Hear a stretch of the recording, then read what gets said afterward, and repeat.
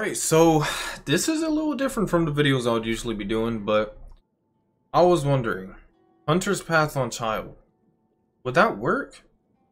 And I'm not gonna lie, I haven't really used Childe that much, but I've got weapons that he's good with, I've got some artifacts that he's good with, and I got him up to 788, so it works to do the test because I'm really just trying to see, is Hunter's Path going to be really good on Childe? Because I did not see anyone else that really followed it for me. Now with this one, we're going to be starting out with this weapon right here, the Thundering Pulse, which is probably going to be the best one. But anyways, we want to see if it's viable, if you only have Hunter's Path, if this is going to be the way to go. Now, I did do a test before just to see if it's better to build him as a burst, or if it's going to be better to just build him off of the charge attacks. And I did that because here on, as you can see on the Hunter's Path, this effect increases charge attack damage by 160% of elemental mastery. Now the only problem with that is it's very hard to build this man off of elemental mastery as well as having other crit damage, crit rate, attack. That's all very necessary on someone like Childe. So the biggest thing, it's almost completely pointless to build this man off of his auto attacks or charge attacks, which thankfully it doesn't really make a difference because I did a couple of things. It kind of procs the same with the bonus. Once I build him off of elemental mastery and put everything into charge attacks, auto attacks, and had Hunter's Path on, Thundering Pulse still did more off of the auto attacks. So if you're using it for this, just build him as a burst. That's basically what we're going to be testing today. I didn't want to bore y'all with a whole video of trying out charge attacks. I'm just going to tell y'all, it is pointless to build him off of that. If you're going to use this man with any of these, you are much better off building him as a burst, which is exactly why I'm not using the 4-piece. I was going to use gladiators, but this does the exact same thing. So if you have this, definitely build him with this. But you also want the 2-piece Heart of Death for sure for the 15% hydro damage bonus. But yeah, I do have 4-piece. I'm going to have to bring down the stats a little bit. So that's why he only has 60% crit rate with this one. I could have almost 300% crit damage if I built him as best as I could. But I'm trying to keep these crit rate and crit damage almost equal across all weapons. So this is going to be as close as I possibly get. He does have 2300 attack with this build, so he does have a little bit more. But yeah, let's get right into it. We're going to try out this one first. Now this one I haven't seen. I haven't seen any of the stats on attacking these with a burst build. This is what I'm going to be testing. I'm not sure what the rotations are like either, but we're going to go ahead and try this. Use Kazuha. Get him down, get that, hit him a couple times. Oh.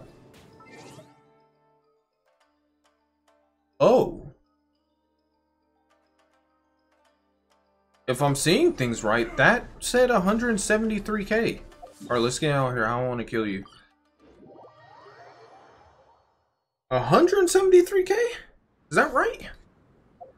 Maybe I just don't know his attacks just because I haven't used them. Like, I got him to 90. Bro, I mean, I guess these are pretty crazy stats. I'm not gonna lie. 90% hydro damage bonus, stuff like that. That's gonna be nice when you get the boost in Spiral Abyss. That's gonna be crazy. So yeah, Thundering Pulse is hitting 173k off of the burst. And the auto attacks weren't bad either. The proc off of the, just by proccing the R2, or I guess the elemental skill for y'all, it was, what was it, 22k? That's kind of nice. I'm not like, I was not expecting him to go that crazy off of that. But yeah, next one we're gonna try, I think we need to try a Polar Star next. Because this one I'm pretty sure was second in damage.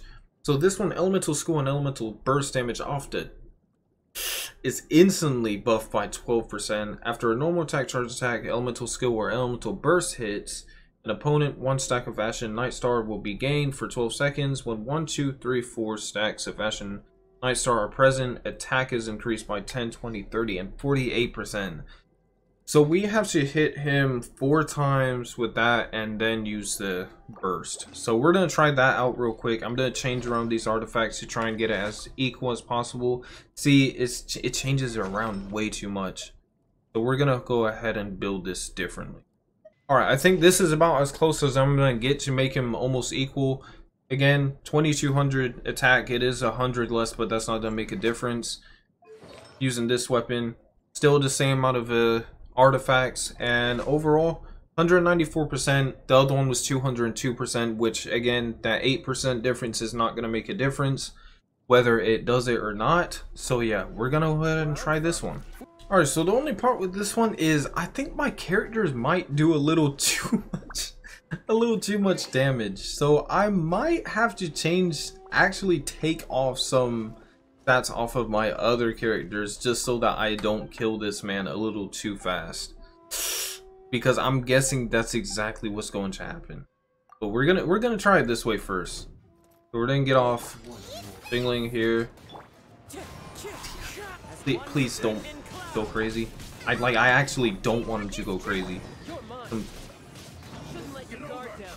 And he dodged it anyways. Wow, that's... Well, I mean, we barely would have gotten that off, but even then, let's retry that for sure. Jesus Christ. Alright, let's try that again. Hopefully this time it actually doesn't do too much damage and he actually doesn't dodge it. Now, it's definitely not a bad problem to have characters that do too much damage, but these are also characters I haven't really built. Dingling is still 70. I mean, Bennett, I guess he's technically built, but he's 70. Hazel is the one that's doing a little too much. Because I have built him quite a bit, and I'm trying to not do too much damage, but...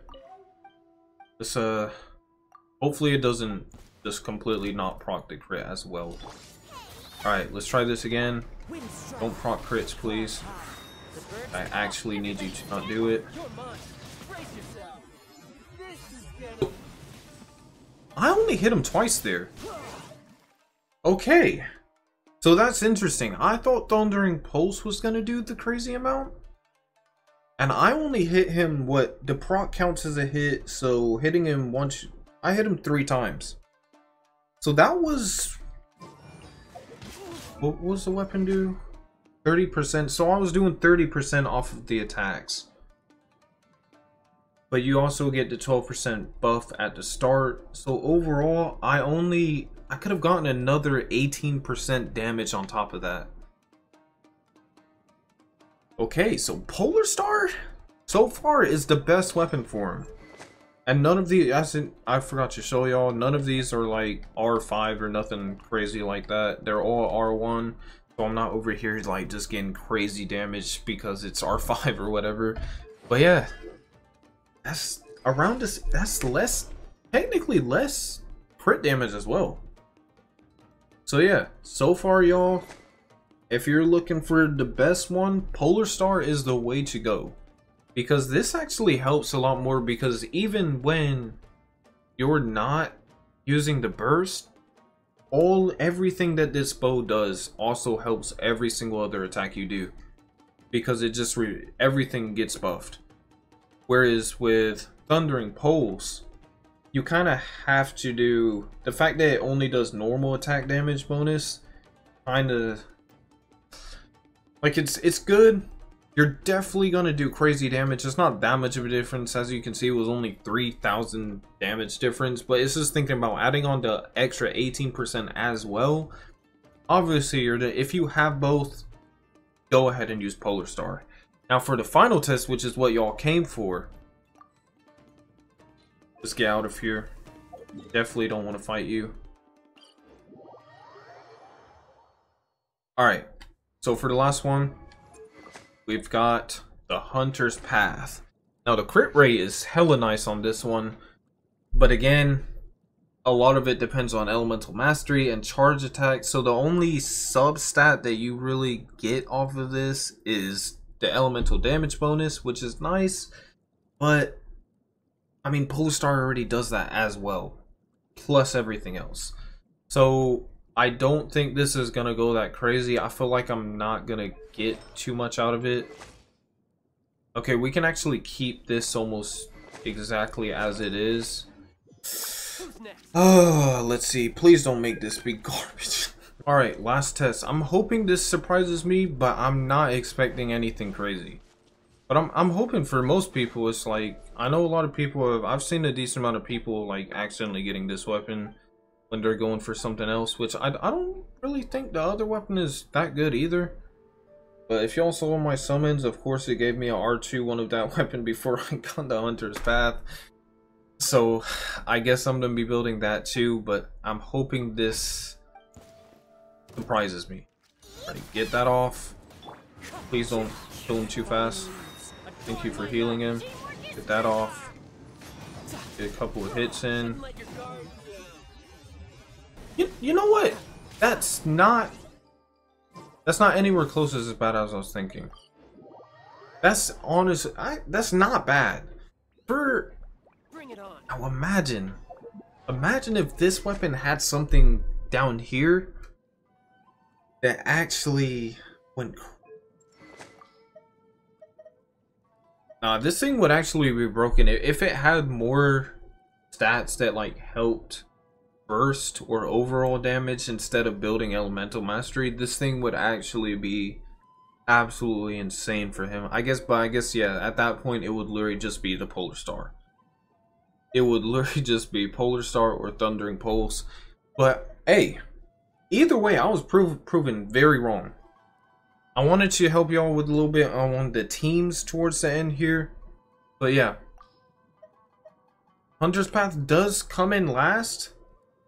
But in terms of damage, if you don't have these other ones, you're not missing out on that much. Like it's 140% or 140,000 damage is still crazy good for any character, especially for Childe when he's not even really considered. A lot of people don't consider him one of the best characters, which is crazy to me. I think he's one of the most fun characters, and you can build him to be crazy powerful. As you can see, I haven't even really built him like that, and he's already doing potentially 200,000 if I got the full stacks off of the Polar Star. So I mean, if you can do that, I think that's pretty good. I'm definitely it proved me wrong. It did prove me wrong. So Polar Star is number 1, Thundering Pulse second, and third Hunter's Path. But both of these all of these are pretty dang close in damage. It's just basically comes down to whether you have these other weapons. But yeah, we're gonna go over the little team comp I've got going here.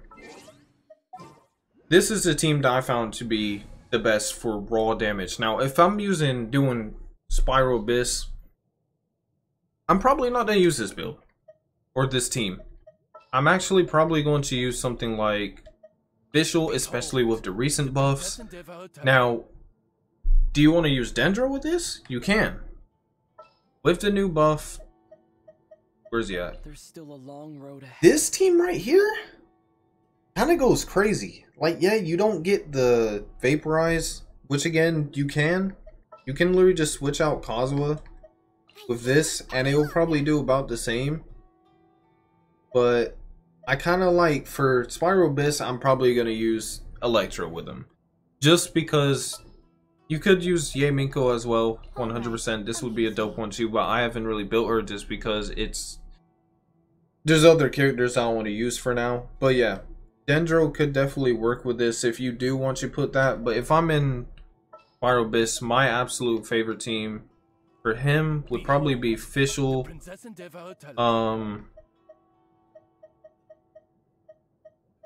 Bennett is pretty much gonna be good for everything. And then I'm probably just gonna run Kazuha. That's probably the team that I'm gonna go for in Spiral Abyss, just because it gives me everything I need, and I like being able to get the Taze team going because it helps so much when it staggers so many enemies at once, especially when you're gathering them up as well with Kazuha. If you don't have Kazuha, you can of course just use Sucrose, which Sucrose can help you in ways that most people don't know. If you use Sucrose, you see I'm using of a 4-star weapon or 3-star weapon. And Sterling Tales of Dragon Tales. Dragon Slayers. What the hell did I have to say? But yeah, when switching characters, the new character taking the field has their attack increased by 48%. I literally just have to make sure that I use her and then switch to Childe. All of a sudden, Childe gets a 48% attack damage out of it.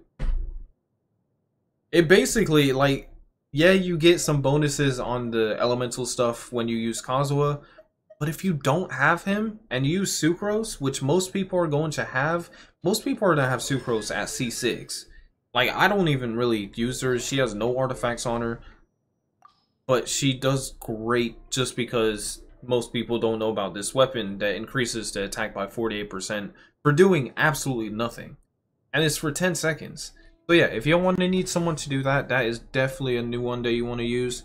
But yeah, this team right here is probably going to be my favorite one for Spyro Abyss. But overall, if I'm trying to go off of damage, then go ahead and get the Pyro Resonance going. And Kazuha is just good for buffing damn near anything. But you're the one to vaporize if you are going for max damage. But yeah, that's going to be the video. Again, Thundering Pulse I thought was going to come first. It actually comes in second. Polar Star is definitely the best one out of what I have. Skyward Heart was the king, but I don't know. Again, y'all can let me know. Maybe there's a way to make Skyward Heart crazy again and make it the king of DPS for him. But overall, I preferred Polar Star and Hunter's Path. Hunter's Path surprised me. I did not expect it. I was honestly expecting it to stay around like 80k. I was not expecting it to do that well. But I guess if you're using a 5-star weapon, it's probably going to do great regardless of what you're doing. But yeah, I hope this video helped you all out a little bit. I know it helped me because I was looking for a video about this. I was like, I can't find one, so let me do it myself. But yeah, hope you all enjoyed the video. If you want to see more videos like this, definitely let me know. Hope you enjoyed the video. Peace.